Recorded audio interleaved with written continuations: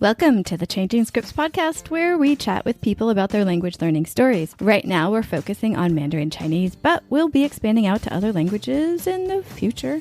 My name is Stephanie, and I was an English language instructor for about 15 years, mostly in Asia. Also, last year I learned how to read very basic Mandarin Chinese through the HSK Chinese language test materials. I am currently on an indefinite language learning break, but I still enjoy talking to people about their language learning journeys. Fun fact, while I was studying Chinese last year, I documented the process on the Changing Scripts YouTube channel, so feel free to have a peek at those videos if you wish. In this episode, we talk with Angela, a Canadian who went to China for the first time in 2006, which is where she met her husband. She left China and returned, as many expats do. Lucky for me, she came back to China in 2010 and worked at the same school that I did, where we were teaching academic English to students who were about to study abroad. Angela's relationship to languages and language learning is the complete opposite to mine. Before learning Mandarin Chinese, she fluently learned French, Spanish, and Finnish, with a strong emphasis on speaking the language. She is now a teacher in Canada and also is able to help international students from China and other countries adapt to their new learning and academic environment, as well with smaller study groups. A note to the sound sensitive, Angela's adorable baby boy Morgan joined us for some part of this conversation. I have edited out the vast majority of the sounds that overpowered Angela and my voice, but there are a few softer baby noises that I left in because Angela's story is so amazing. I didn't want to cut those parts of it out too. If you are someone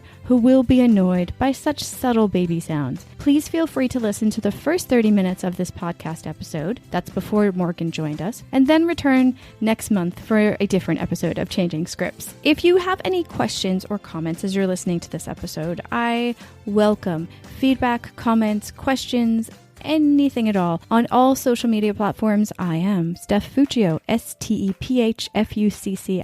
I respond to any and all feedback, and I love knowing what you think of these conversations. Let's meet Angela and Morgan and find out about Angela's language learning stories. Welcome to the Changing Scripts podcast, Angela. So happy to talk to you. Yes, it's lovely. First, I was like, no, I can't ask people I know for any other podcast because that's cheating. And now I'm like, wait, I can just use this as an excuse to get in contact with everybody I haven't talked to for a while. Right. It's actually kind of wonderful. Right? Full disclaimer, I have known Angela for when did we meet? 2010, 2011? Yeah, 2011. 2011. Yes. Well into your Mandarin experience. I remember hearing you for the first week you were at the school. Let's be vague, like chatting away with the locals, and I was like, damn, she's good. But let's backtrack to how you started. I have these theories about first languages, second languages, and I don't think that adults and children learn as different as some people do, so I like to dissect how people learn their first language just a little bit. So let's go back to Canada to baby Angela. Before you started school, or any part of learning English? I know from stories and things like that, and I kind of have a sense, I guess, of that, but my mom stayed at home with us, and so there was lots of reading together and talking. I'm from a pretty big family, so lots of interactions with somewhat same age peers. But then also, my mom was part of some different mom groups, I guess you could say, and I was present for those kinds of meetings as well, and apparently really liked to participate. Like book groups or what kinds of? Like parenting groups, kind of. Okay. Yeah. And so, the other kids would play with each other and I would want to participate with the adults. I mean, I think I played with them too, or I'd like to think I played with them too. That was kind of the beginning. There was lots of reading. I don't know, not necessarily much in the way of writing. I was not at that point yet, but lots of encouragement to join in conversations. When I think of myself now as a parent and as I think about language acquisition with my son, who we're hoping will be bilingual with English and Mandarin, just thinking about the use of kind of complete language when you're interacting with your child. Mm-hmm. And that was something that my parents really did with me in terms of modeling that, and then in terms of kind of engaging me in different things and talking through things we were doing together. I see. Okay. What do you mean by complete language? Do you mean like people sometimes talk to children like in very simplified language? Do you mean not doing that? Yeah. So not doing that as much and using kind of the real words for things. Okay. rather than using the child or baby words for things. My parents were intentional about kind of using real words for whatever it was that we were doing. Yeah. Let's stay with your childhood and then we'll loop back around because I'm very curious linguistically what's happening with your son. Yeah. When you were a kid, at any point in elementary school or before then or whatnot, did you gravitate towards reading or writing or speaking, or like most people seem to kind of have a comfort area in one of those, but not necessarily all of them? Mm-hmm. I think that writing was probably the one I would say I gravitated to the least. I don't know if that has a relationship with kind of the order in which we tend to start to kind of do things as we're beginning. So when I started kindergarten, I was in French immersion. And so started kind of with a second language. And I found a couple of books, and I know that my mom had kind of tried to introduce me a little bit to French, but really when I went to kindergarten, that was when it was like, wow, full on. The teacher that we had was French first language and spoke very little English. So it was a fully immersed kind of environment for French that way, which was a big transition, I think. I can't say that I remember a lot of it, but I do know that the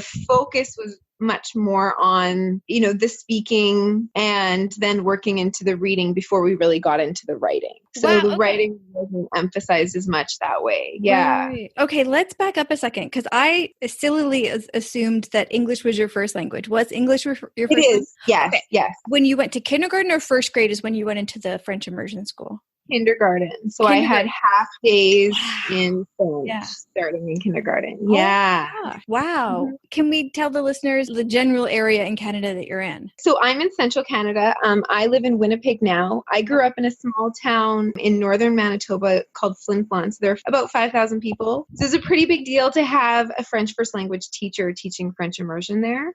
But we had someone running our French immersion program who was originally from Quebec, which is the French language province in Canada, and she brought people who she kind of would go back every summer and recruit people to come up to Flin Flon and teach. Wow. Yeah. Okay, that's why I was kind of surprised because I always assumed that it's like Quebec and whatnot that's going to be French immersion. Right. Okay, so you were in a French immersion school from when you were in kindergarten till what grade? Till grade 8. Yeah, so kindergarten to grade 8 was French immersion, and then when I went to high school, we didn't have the numbers to be able to maintain a full French immersion program. So we had, you know, maybe a couple of courses that you could do, but otherwise it switched then to being mostly English. Because 4 is pretty early. So did French feel like a fairly easy thing to slip into, or was it a struggle? I mean, I think some parts of it were pretty easy to slip into in some ways, in the sense of, like, I think conversationally by grade 2 or 3, there was quite a bit that I could communicate. But I think it also, coming back to that idea of writing, as I think about it now, you know, writing is kind of that place where you can come back and notice what's wrong with the grammar or what's wrong with this or that or whatever. And so I think was also the place in my language acquisition kind of journey with French that was the most structured, but also maybe the least fun because of that. You know, you could see the mistakes in there. Right. And it was about, you know, now you need to learn the grammar or the verb conjugation or the whatever, rather than just a way of expressing myself. So if I was going to think about expressing myself in a written way, it would always be English. And, you know, all the way through, no matter how proficient I felt, I still would rather do it in English. Whereas if I was speaking, I still certainly preferred English. The rest of my kind of language context was English all the time, right? It was just at school that it was French. And so I think I still kind of associated French with that environment. And despite my mom's best efforts, was not willing to chat with her in French ever. Right. So in a French immersion school, all subjects are in French, right? Growing up, it was everything except for our English class and then music and phys ed. Those were done in English because the special teachers that we had to teach those did not speak French. Then our classroom teacher did the science, social studies, math, all of that in French.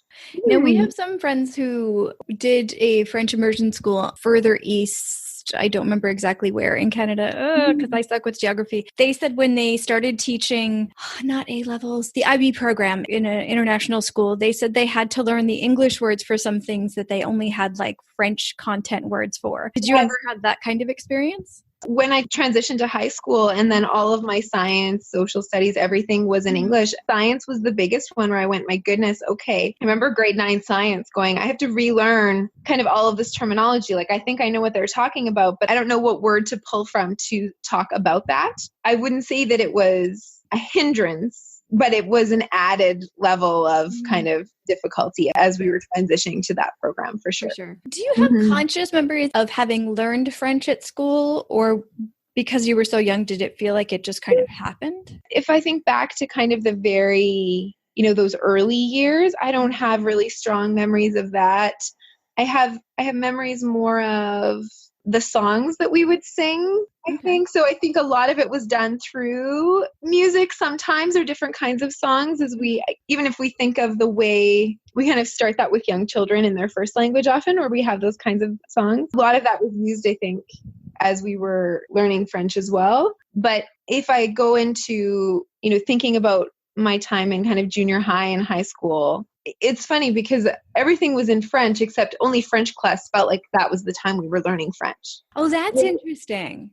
When I think about myself as a teacher now, and especially working with international students who are English language learners, we spend a lot of time talking about how every teacher is a language teacher. You're teaching language through math, through science, through whatever, and you may have other content that you're teaching, but you're still teaching language. But as a student, I didn't think of it that way. I thought of, French class was when we learned French, and that's when we worked on our grammar or whatever. And the big things, I think, for me, and I think generally the big kind of focus when learning French is that kind of verb conjugation. That's a huge part of it. And then masculine, feminine, differentiating that, because we don't have that in English the same way. So that was a big part of the focus at that time, was getting that kind of grammar straight. Working on vocabulary, of course. I don't know if maybe because we were immersed in French in our other subjects, that idea of growing our vocabulary super intentionally in that way wasn't as much a focus of our French class. Like, our French class was kind of like a grammar class. So it sounds like the French class wasn't terribly enjoyable experience? Yeah, not necessarily. I mean, I don't know if I think back, it's probably not one of the ones that we necessarily looked forward to. Although I did have some lovely French teachers who found ways to kind of keep things interesting as they could. But yeah, that's probably a fair statement. Even just thinking about what you said within just an English language curriculum, it's also true. Yes. We had English class. I was at the end of in the US when they stopped explicitly making you diagram out sentences and do stuff like that in like elementary school and junior high. Like, Evan didn't, but I did. And so I remember those classes is where I learned grammar, like English grammar and that kind of thing. But every single class we were in, we were learning vocabulary. We were learning things about the language. There was always language used. Yeah. Right. And it was modeling different types of language and different registers or that kind of thing, right? Yeah. Oh, man. Yeah. Oh, absolutely. Yeah, because the formality in different subjects and, right. Yeah. It's interesting, though. This really, really brings up the idea of, like, explicitly doing kind of the torturous analyzation of language. Does that move anything along? Versus I wonder, just usage. Yeah. Well, let's compare this to Mandarin then. Let's hop ahead. Well, hold on. Sure.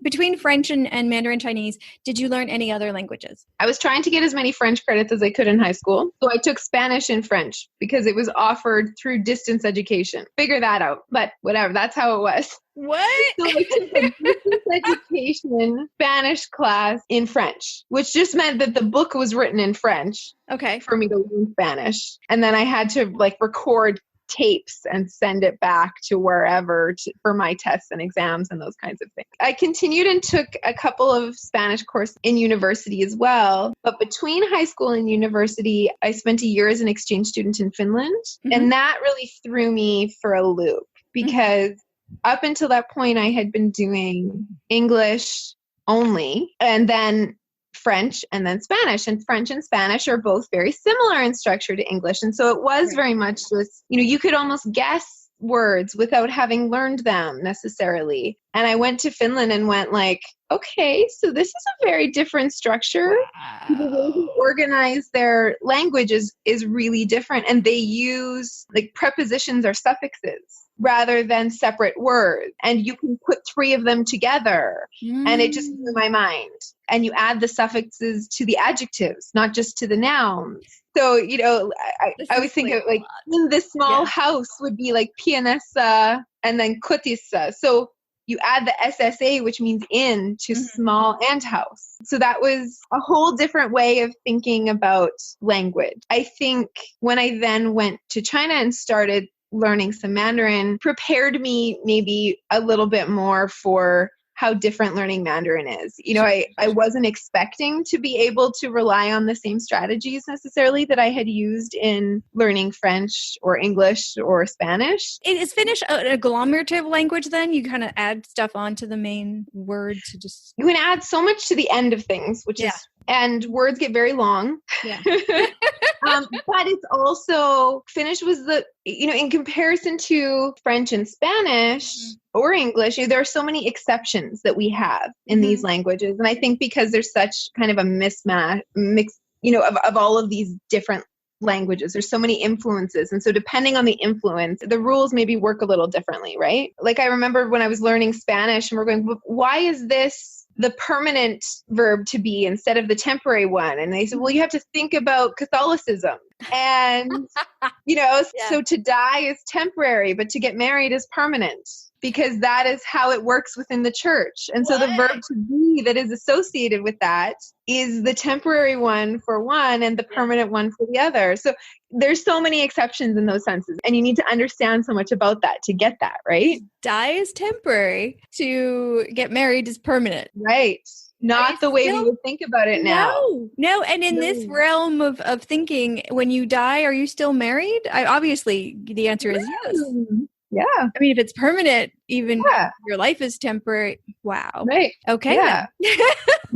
Just wow. You mentioned that your methods had to change. How did you speak French and Spanish? French and Spanish, I think a lot of it I could guess in terms of there being lots of vocabulary that kind of was consistent across English, French, Spanish. And then the big focus was on, like I was saying, kind of verb conjugation. And like the feminine masculine was the little things that would trip you up. And then the verb conjugation was the, am I actually getting my meaning across here? You know, and if you could get the verb conjugated fairly well, then you probably were going to have people understand what you meant. But if you didn't, you were going to be way off. And so, you know, there was still some things related maybe to pronunciation, but pronunciation was never something that I would, you know, sit and practice the sounds necessarily. Whereas if I think about when I was learning Mandarin, I was like, no, but how should my tongue be? Like, let me see your mouth. How are you doing that? There weren't sounds in French and Spanish that were as foreign to me, that my ear really couldn't even pick up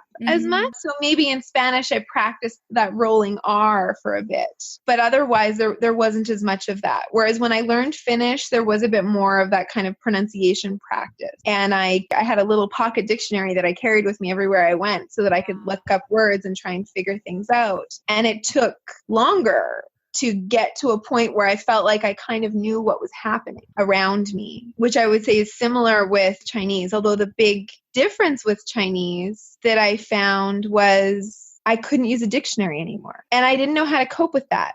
I didn't know what the alternative was supposed to be, because when I first went to China and no smartphones. That's what I was just going to ask you. Yeah. Oh, so none of that holding up Google Translate or whatever to things, right? And I remember going, okay, I mean, I can look up an English word and find it in Chinese, but I can't look up a Chinese word. How would I do that? You know, and I remember asking somebody, they said, well, and I said, no, like, I don't know when I look at it how many strokes are in this character. I don't know how to identify that. Does the little dot thing count as a stroke? I don't know. Which way do I count? You know, like I was confused. So that was really different. And it became more, sorry, I'm mixing all of them. I'm not doing any of this in any particular order. I don't care. Okay. No, it's like languages are messy. We just how things are. Yeah. So backtracking a little bit, I went to Finland as part of being an exchange student in Finland. I went through the road Rotary International Exchange Program. And so the Rotary Club there that sponsored me, one of the things that they do for all of their exchange students is they enroll them in Finnish language classes. So I went to a night class once a week. I was in, a regular Finnish high school. Thankfully, people in Finland have excellent English. So your classes in the high school were in Finnish? Yes. I took the Spanish class and the French class and the English class. Okay. And I took art and I took them so that I could kind of participate without necessarily having as much language and do more of the watching and whatever. Because I had already graduated from high school, the courses I took didn't matter that much in terms of credit. I did take a health class and I remember trying to take notes in that class. And it was just funny. I said, this is just my chance to try and see what letters tend to go together in this language. Because unlike taking notes in English, taking notes in English, you go, okay, you see a phrase and you remember it and you write it down. But in Finnish, I was going letter by letter. What was your inspiration for wanting to go to Finland? Why did this happen? Within the Rotary Exchange Program, you kind of get to make a choice of, you can kind of rank your top 3 countries that you would like to go to. But then they have a bit of a matching system because clubs that send students will receive students. So Finland hadn't actually been one of my choices, but it just ended up being where I was going, which worked out really well. But yeah, I hadn't necessarily ever considered Finland as an option or a place I really wanted to go. Which, when we fast forward to China, kind of a similar thing happened. So that's funny. Really? Yeah. I initially did my kind of EAL certification stuff with the idea of going to Brazil. And after I did it, I didn't have my university degree yet. I was taking a year off from university. And the summer after I took the program, Brazil changed its work visa rules and you needed an undergrad to go teach there. So the company that I kind of did the certification through, they had some kind of teacher placement service that they offered as well. And I contacted them and said, okay, so if I can't go to Brazil, where can I go? And they said, well, China's hiring me. I said, oh, well, I've never thought of that, but okay, let's see what that looks like. So that's how that happened. Also, kind of not necessarily by intention, but just by being flexible with what the circumstances were. I guess I always thought that you studied Mandarin a lot before you went to work there, but you didn't. You went there and then learned it. With nothing. Yeah. Wow. Yeah. When I first got to China, I remember them taking us. They showed us how to do numbers with our hands so that we could buy things at the market. Initially, we had been promised kind of a weekly Mandarin lesson, and I was very excited about that. And it never really materialized. And I think maybe we had one.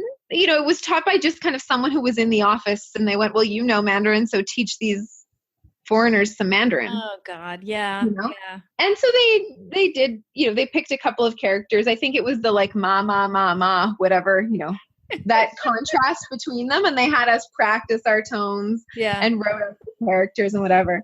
But what I actually started doing is I went, okay, every time I take a taxi, they want to talk to me. And I know that there's probably, 5 or 6 questions that they're choosing from to ask me. Like, where are you from? What are you doing here? Do you like it? Whatever. Right. So I went into one day when I was picking up my paycheck, I said, okay, I think these are the questions they're asking me. Can you write this out for me? What does the question sound like and what does the answer sound like? And we wrote it out in Pinyin, and then I wrote the English underneath and I carried it with me. And that was like my beginning of going, I need to start learning something in this language, just because it was awkward in taxis. Okay, so if I go back, let's go back to Finland, because one of the things that I found, like I had taken some Spanish in high school and found it not super challenging necessarily. I went to Finland, came back, and Finnish words came out of my mouth. In the past, when I had been learning Spanish, if I didn't know the Spanish word, French word would pop out. That was kind of, I call it my default second language. But I had just spent a year in Finland. My new default second language was Finnish. So I was, doing a role play or something with a partner in a class. They looked at me really confused. It took me a moment to realize that a Finnish word had come out of my mouth, not a Spanish or French word. And if you slip up with French, times it's close enough that it's okay. But if you slip up with Finnish, there's not much in common there. Yeah, I didn't have many time words for months and months and months when I first started studying Chinese last year. So, I know like this much of Spanish, but verbs are primarily like, well, no, wait, no, I knew, okay. I never really got inflections right in Spanish because I learned it mostly in person and with taxi drivers, funny enough. Yes. And very cute boys because I was single at the time and those kinds of things. And so I just ended up using time words with verbs and people were way too forgiving. So what happened is when I started learning Chinese last year, I was using Chinese like nouns and verbs because those were the primary vocabulary coming in HSK 1 and 2. And like Spanish time words would come into my head and be like, no, that's not working. It's not going to work. Block. Yeah. Why is there a wall here? But it was very confusing because I never got to a decent level in Spanish. So I was like, how could you be showing up? Why isn't English showing up right now? I'm supposed to be speaking foreign right now. So I'm going to that language. Yeah. Go to the not English. The best not English you have. Exactly. It cracked me up so much. I'm like, I don't have any real second language that I can communicate with, but y'all are going to kind of just take turns going at the half-ass kind of way. Coming back to China, because we're going to ping pong back and forth. You were talking to taxi drivers. So like, how did you keep going with that? I didn't take any classes. I would say that I'm one of those kind of, I don't know if it's abnormal or normal or what people, but when I travel, I like to go somewhere for a while and I like to kind of get to know the people there. Any chance I had to kind of get to know people and actually spend a bit more time with them and maybe learn a little bit from them, I tried to take that. But I found actually a similar problem to when I was in Finland, where everyone would rather practice their English with me than help me to learn Chinese or Finnish necessarily, right? I just kind of kept plodding along and making my way through. My language in Mandarin consisted mostly of ordering ramen and saying that I didn't eat fish. Right. And do you not eat fish? I don't eat fish or seafood. So I'm not allergic, but I don't like them. What? Okay. Yeah, it's shocking to most people I meet in China, especially because that's like the good food. So I always needed to eat before I went to a wedding because I knew that most of the food I wouldn't actually want to eat. I'd have my sandwich beforehand, fill up a little first. Yes, that was kind of the beginning. I went on a trip in the summer. It must have been October. I think it was October. We went on a trip and, that was when we're kind of in a new place and you need to be able to use your Mandarin, right? All of a sudden, the survival component of it becomes a little bit more important because it's not your familiar kind of space. So there were many, many things that I did not know, but I felt confident enough by that point to kind of go out on my own and figure things out.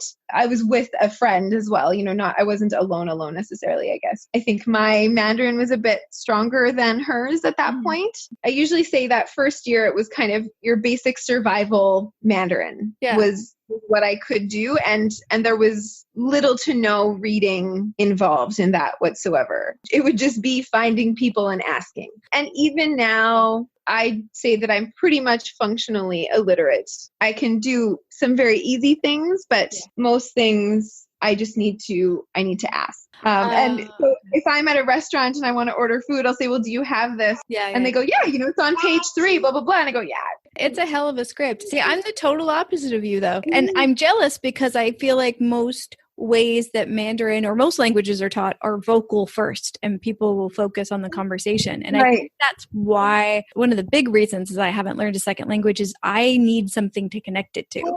I'm like hanging stuff on the Hansa characters right now and it's working a lot better than any other time I've tried to learn a language. It's slow. It's super slow, but I'm still doing it a year and a half later, which I cannot say for any other language. I can't learn just from hearing. I can't, even if it's like repeated 200 times and somebody's asking me the same 5 questions, I'll just be like, just going like whoosh, straight over. But I'm so jealous because so many classes and so many people I meet are like you where they can pick it up by using it, by just hearing it. I'm just not on that page. 你好，我是 Tom. Hello, this is Tom. I hope you are enjoying Angela's language learning story. I wanted to take a minute of your time to tell you a little bit of my language story now. I'm French and I'm currently doing a master's degree in Chinese studies with a major in Chinese literature and translation. I fell in love with the Chinese language when I first started studying it at high school. It will be 9 years ago already. I'm actually sharing my little journey on my Instagram account, where I also share the books that I'm reading, things that inspire me to stay productive, and many more, while trying my best to keep everything aesthetically pleasing and motivating. I first found Changing Scripts through the YouTube channel.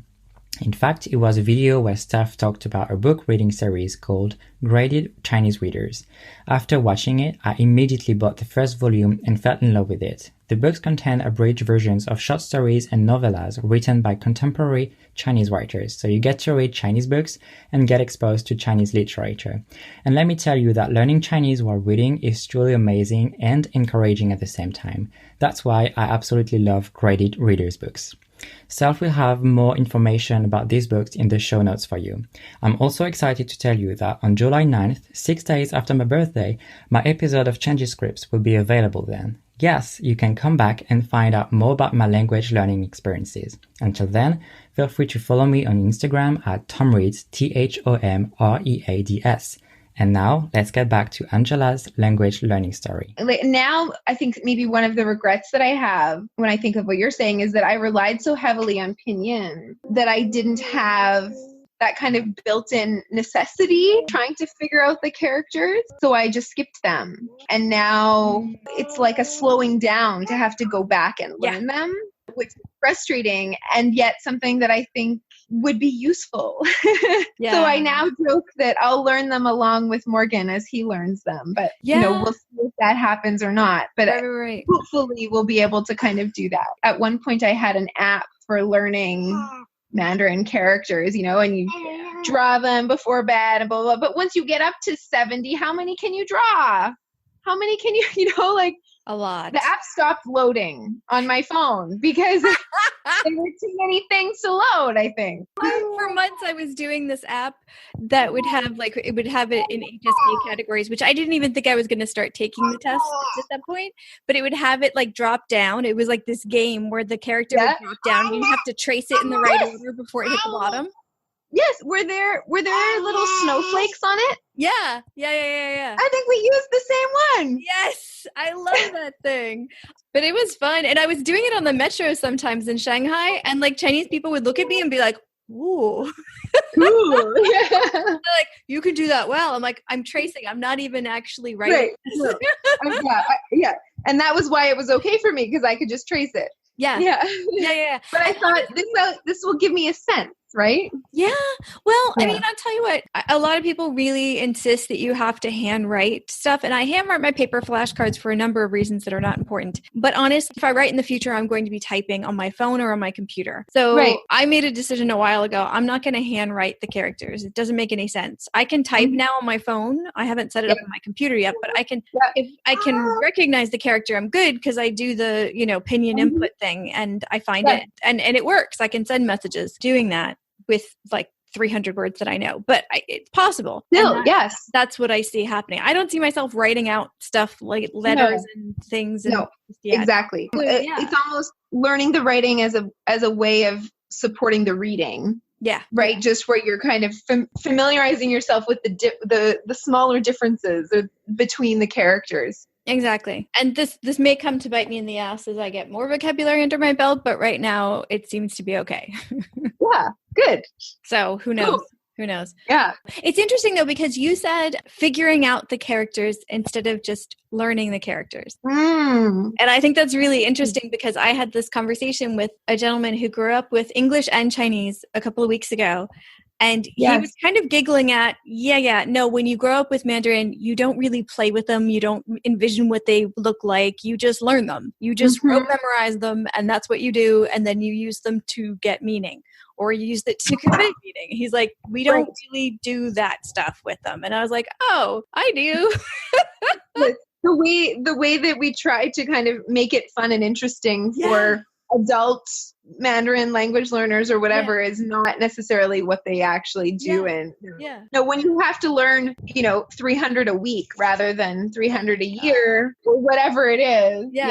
No, it's so true. It's so true. And I don't think that there's anything necessarily bad with that. It is kind of fun, historical linguistic wise. It's kind of interesting, but I think you can get lost in it and forget to keep going with more words because you have to have a certain amount to get some meaning in somewhere. But it's interesting. It's interesting. Yeah, if the ultimate goal is communication, that can't be the only focus, right? Yeah. And you also said that you draw, not write. Yes. Characters. And I say that all the time because I'm like, it feels like an art form to me. Absolutely. And I've actually said to my husband, who is Chinese, before my family came for our wedding, I said, we need to put together a little thing that has some of the common phrases that they may need to say that they can just point to because they can't look things up. And he said, well, what do you mean they can't look things up? And I said, no, because you have pictures. And he goes, well, we don't have. I said, I know they're not pictures, but to me, they're pictures. To me, there's nothing about that. And I mean, that's why I guess they're called characters and not words and all of these other things, right? And there's more to that maybe to unpack than just that, right? But I said, no, to me, they are pictures. They are art forms. I associate it much more with like the beautiful Chinese calligraphy than I do with actual words almost, and maybe that comes from my over reliance on pinyin where I still I can see the pinyin as related to the word because it's related to the sound and it's how English works. But when I see the character, that's related to something else. This is so interesting. This is really highlighting the reading centric versus the sound centric, which I think is where you're coming from because you seem to pick up language when you hear it, and I pick it up when I can see it and read it. And for me, there's still a lot I don't know, but there's certain things that are so repetitive at this point that I need to see the characters to see the meaning in them because there's only 200 some radicals and everything's based on that. It's just different versions of them. They could be squished, whatever, combined, all that kind of stuff. I'll have my first layer of flashcards is the Hanzi character, the word, and just Hanzi characters, and then the pinyin, and I'll try to and the English together, and I'll try to match it. And the first time I'm doing the matching, I'm staring at the characters, looking for meaning clues without looking at anything else. And it's kind of fun. Yeah. And it's not it looks like it necessarily, but certain words, certain characters tend to mean, there's one that tends to mean some sort of movement. There's another one that tends to mean some sort of cleaning or, those kinds of things. Yes, so there are cues within the character as to the meaning. Yeah. And because I've never focused on them, I've never had, I don't see it when I look at them. And that's something that I would like to be able to see or would like to be able to develop. But I know that unless I actually sit down and put a lot of time into it, it won't happen. It's a ton of time. Whereas just kind of muddling my way through, now that I kind of have the amount that I have, is easier. So I'm still floored. You've never taken classes. You've never... So that's not true. Okay. So my first year there, I did not take any classes, but then James and I started dating. I came back to Canada. Well, I came back to Canada and then we started dating. Not that that's relevant to this. Because long distance relationships are stupid, don't you know? Nobody would want to be in one of those. But you left China and then you started dating long distance. Okay, that's whole different podcast. Okay, anyway, exactly. So then I went back the summer after I left. So I left in December 2016. I went back in the summer 2017, stayed with him and his family, and his parents don't speak any English. So James's English is quite good. But all of a sudden I was living with people who didn't speak English. And I went from the kind of pretty self-conscious, uncomfortable, I always learned language in a school setting and I don't want to say it unless it's perfect, to, well, my Chinese is better than your English, so I guess that's what we've got to work with. And James's mom is a very talkative, patient person. And so she just kept trying. And James would come home from work and say, okay, can you just tell me how that conversation happened? How did you guys figure this out together? Because, I'd say, well, one thing takes us a long time, but we get there. It reminded me of, there's this TED talk on like grandmothers in the cloud and this like video learning with kids with, I can't remember the name of the person, but anyway, and they said, really, they just need somebody to kind of be encouraging and patient. Yeah. And that was so much what James's mom was for me. She gave me a good model of that and then was just interested in talking. So that kind of happened. And then I went, okay, I need to be a little bit more intentional about this now. And I found a website, or I guess now looking back, I guess it was a podcast, and I just didn't really know anything about podcasts then. The big thing that they are now. I'm one right now. Yeah, exactly. Come full circle. It was called Chinese Pod. It was all free. They had lessons, and then they had these recordings that you could listen to. And so I was going to university at the time, and on the bus on the way to university and on the way home, I would listen to these Chinese podcasts. And that helped me to focus in and start to, I think, kind of train my ear a little bit more, because they would break it down and slow things down and kind of explain the different parts of things. I remember frequently stopping for a moment and looking down on myself from outside of myself and going, you're walking down the street muttering in Mandarin, trying to copy whatever you hear on this podcast, as I was working on pronouncing different things.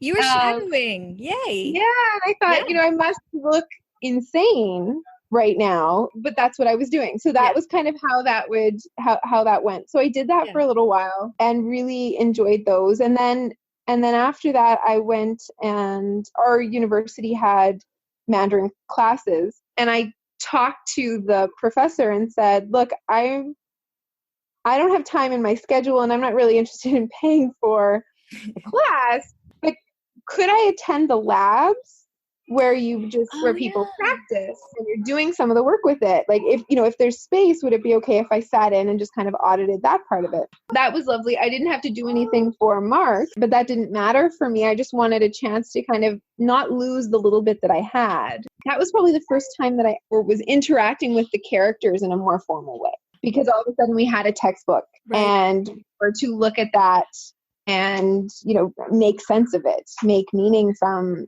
what was written there. Those were kind of the two extra things that I did. Yeah. So in those auditory experiences, was the content very different than the conversations that you were having? I still remember one of the Chinese podcasts. So the phrase that they were teaching was something about like frying the shrimp or cooking the, and what it meant was that somebody had been fired. And I've never needed to actually know that in real life, but clearly it stuck with me. I still remember it because I thought it was an interesting idiom and kind of weird. So I would listen to them during the day, right? And then because of the time change between Canada and China, usually James and I would talk in the evening. And so in the evening, then I would say, this is what I learned today. Do you say this? Yeah. Or how is it different, or how is it not, or whatever. So I wouldn't say that all of the things were consistent with actual regular kind of spoken language. And certainly when I started that class at the university, it was a much more formal register than I was familiar with. And so learning about, Mr. and Mrs. and blah, blah, blah, blah, blah. And I was going, no, like I didn't even know these words before, and I've never used them, although maybe I was not terribly polite sometimes, looking back. But I was forgiven because of my lack of proficiency. Taking the university class was the first time when I kind of had some exposure to that more formal register. Right. And that was not necessarily in line with my day-to-day kind of experience and times when I might need to use Mandarin, but I think it helped to round it out a bit. Gotcha. So how long did you do those for, those two things? The Chinese pod stuff I think I did for about a year, maybe two. And the Mandarin, I did the Mandarin classes that I would just kind of go sit in on for the practice. Yeah, I think it was 2 semesters. Let's say I think it was 2 semesters. So cool. Like you practiced during the day and then you got to practice on the phone at night. So you got and then I got to say, okay, yeah, I got that application opportunity there. There you go. So our university had a language partner program it was designed for learning English. But I went to them and said, hey, I just came back from China. do you have any people who speak Chinese who you could pair me with? I'm interested in maintaining my Chinese. And what they ended up doing was, rather than pair me with students at the university, they paired me with two of the partners of professors who were new to the university, who were Chinese. And so it ended up being two women who were there just kind of accompanying their husbands, and had some time to meet. And so rather than meeting at the university necessarily, we would go out for coffee, or they would come to my house, or I would go to their house. And we got to do a little bit of a mix of English and Chinese, so that I could learn a little bit and also just try to hold on to the little bit that I had. With all the languages that you're describing, it sounds like you knew what you wanted to do with it, and you sought out the opportunities to like practice those things. Yeah, I think when it kind of came time to, when I decided, hey, Mandarin's going to be a priority somewhat now, and I'm not going to formally commit to it, in all of these other ways, I'm going to try to make sure that I can hold on to it however I can. And that kind of took me then to when I met you. I actually often credit that school with making a huge difference in my Mandarin language learning, because all of a sudden I was working in an office that was mixed. There were local Chinese people and there were foreign teachers, and the local Chinese people had very strong English. So I could speak Mandarin and throw English words in the middle of my sentences wherever I didn't know them, and they would understand. But I also had that environment where they were speaking to one another about things I knew something about, because I was familiar with the context or the students or what was happening. And so even if it was kind of, we're having a conversation all together as an office, and then they have their little side conversation, I know what led to that. So I have more opportunity to kind of figure out, get meaning from it. That made a huge difference, both in building up my confidence in terms of speaking, but then also in broadening my vocabulary and all of that. I'm so shocked to hear all of this, because I honestly just saw you as being fearless. You just walked in and you just started talking, and I was like, look at her go. Yeah, and I walked in and I was like, this is my chance. Yeah. That was amazing. And I don't even remember hearing you doing any blends at all. I didn't hear any English. Oh, no. Like, oh my God. You were probably when you got to the English, it was in the middle of the sentence. So there was like a little bit of Mandarin pronunciation in it or something. Yeah, maybe. Yeah. Have you ever dreamed in Chinese? Yes. I don't know the rhyme or reason. I haven't noticed a pattern, and it hasn't happened very frequently. I used to say, like, if you're dreaming in the target language, you've made it. It's like all of a sudden your brain is actually kind of thinking in that language. You're not just translating back and forth. Does it happen often? I don't know. Now, I'm maybe not a good candidate to check that with. I rarely remember my dreams. So I rarely have a sense of my dreams, even in English. I don't think very often. There's the language that I'm dreaming in, it's English. And that's still the majority of my day as well. I'm not sure if I went back to China and lived there for a year again, if that would shift. Well, let's talk about Morgan, because he keeps coming into the conversation. I've heard so many different methods that multilingual households on how they handle growing up bilingually. What is your guys' plan of attack on this? Influence from school and peers, and this whole idea of the English environment that they're in, wanting to fit in and wanting to be a part of that ends up overpowering it. And I think often it's not until, they're 18 or they're in their 20s and they go, God, I wish I had done this when I was a kid, right? Yep. And all of a sudden there's other priorities in life. And so my hope is that although I have an accent when I speak Mandarin, and it's certainly not perfect by any means, and I'm still learning, that the fact that I want to speak Mandarin and that we kind of validate that language in that sense in our home, with me not being Chinese but still wanting to speak it, will help to give him more of an example of it being something desirable.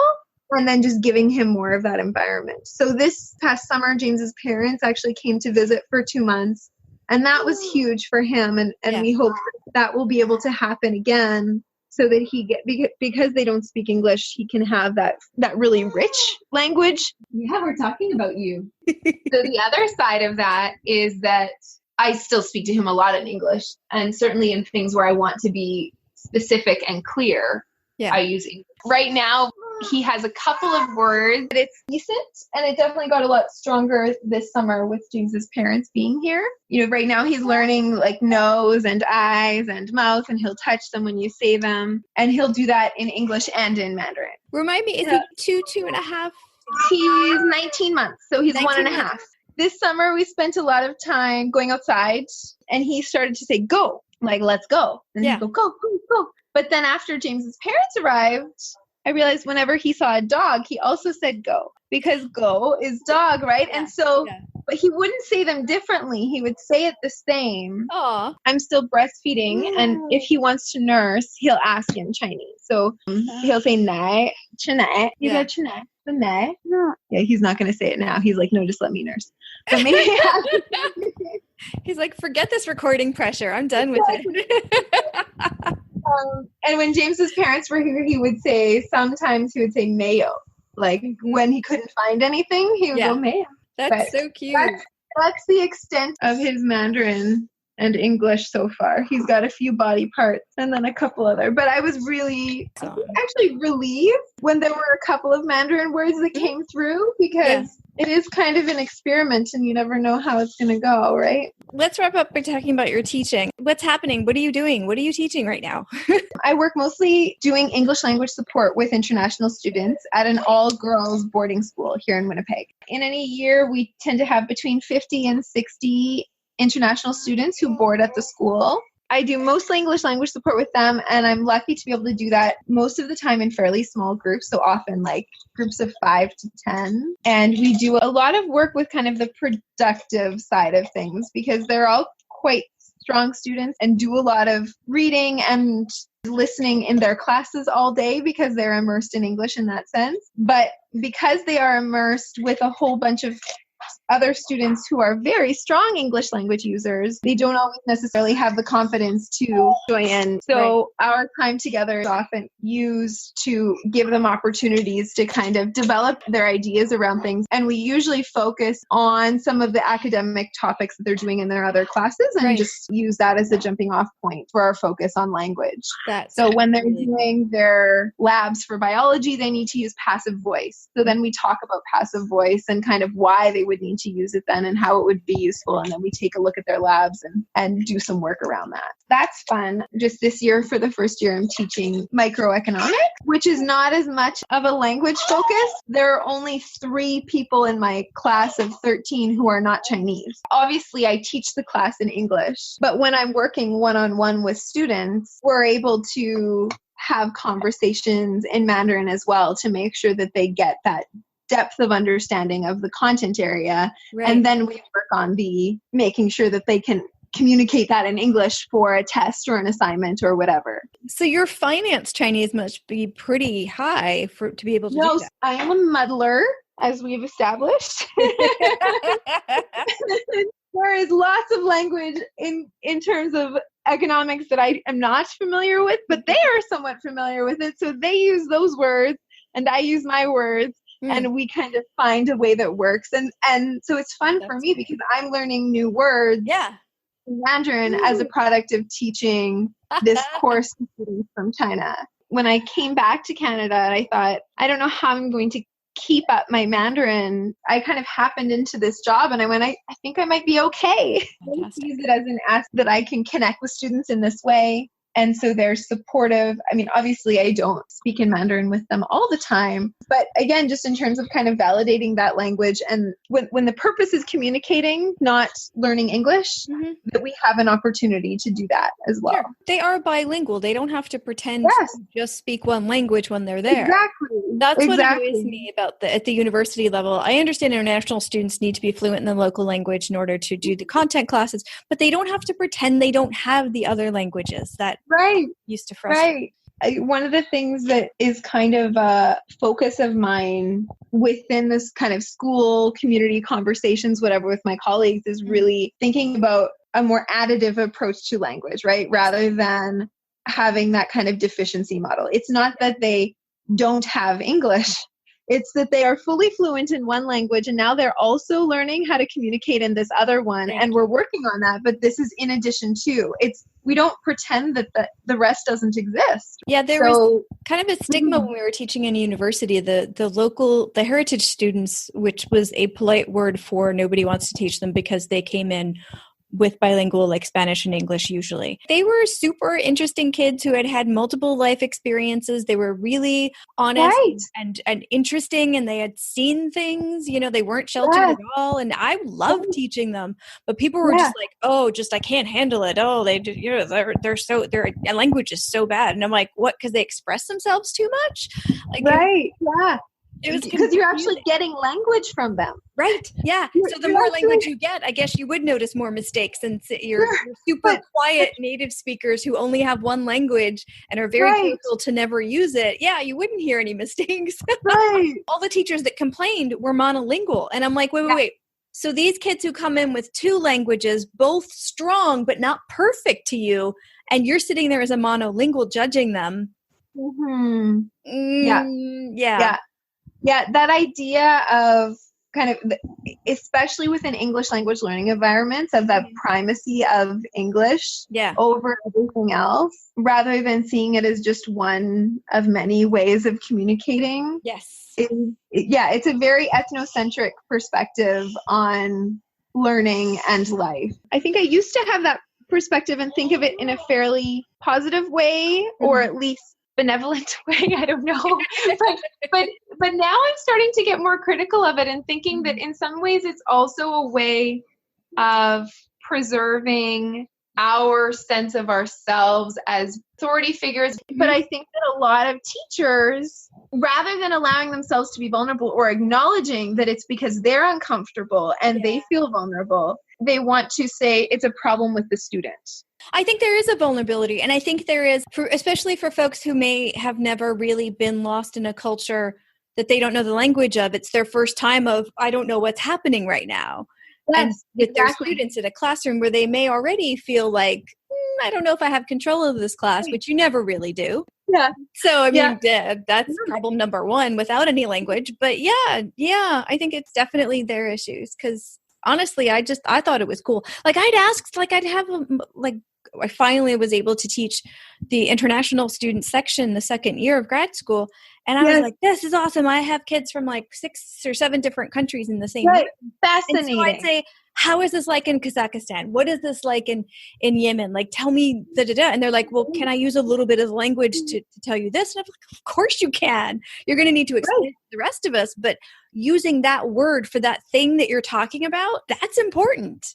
Mm-hmm. But they were so used to that being just pushed aside. No, tell us in English. But it doesn't exist in English. Exactly. So how could they? So use the word. Let's all learn and appreciate and hear that word. Yeah. And then explain to us what it means, the closest approximation you can in English, right? Exactly. Yeah. But they were seriously like, can I do that in a classroom? And I'm like, heck yeah.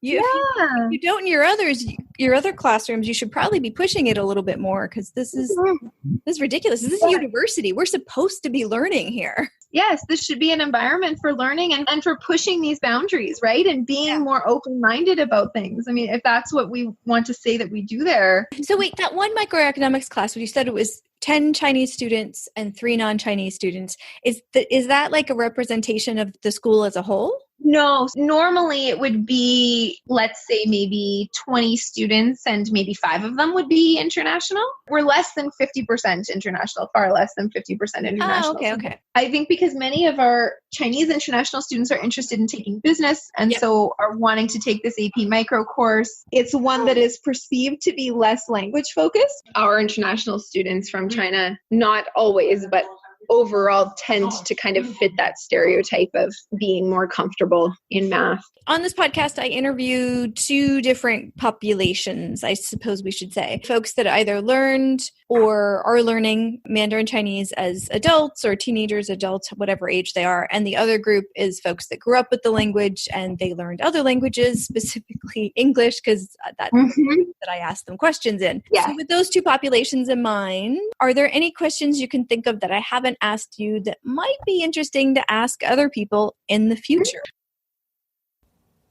Hey, this is Future Steph. So Angela wanted some time to think about her question, and she sent me her reply via WeChat, which is the messaging app in China. Well, it's the app in China. So the sound is a little bit different, but I think you'll find the question that she adds to the Changing Scripts interview question to be rather interesting. So here you go. But I guess my question would be what the attitudes towards language learning were of the people around them. So their families or friends or whatever, was language learning something, were the other people in their lives also language learners, or were they just completely monolingual? Did they think that it was interesting or important for them to learn another language? Or was it just kind of viewed as something extra and not really that big a deal? I'm curious about how kind of the perceptions of language learning from the people around them or people close to them may have impacted their language learning journey. Thank you so much, Angela and Morgan, for joining us today on Changing Scripts podcast. Thank you. It was fun. Okay, hi everyone, my name is Dill and I'm an avid Mandarin Chinese language learner and of course a big fan of the show. Now I'll be a future guest on the Changing Scripts podcast. I'm currently studying HSK5, so I hopefully represent what you two can achieve in the short to mid-term of your language learning journey. Now Steph has asked me to help out with a few quick thank yous, so firstly I'd like to thank our guest Angela and a special thank you to Tom of the Tom Reads Instagram feed for his amazing podcast break. Now, the music in this podcast is from Damon Castillo and his album Mess of Me, which you can find all of his music at damoncastillo.com. And finally, a massive thank you to you guys, the listeners. It's because of you and your interest in language stories that Steph and her guests continue to record these conversations. She looks forward to all of your feedback at Steph Fuccio on any of the social media platforms and, of course, Gmail. And be sure to keep an eye out for my episode on Season 4 of the Changing Scripts podcast starting on July 2019.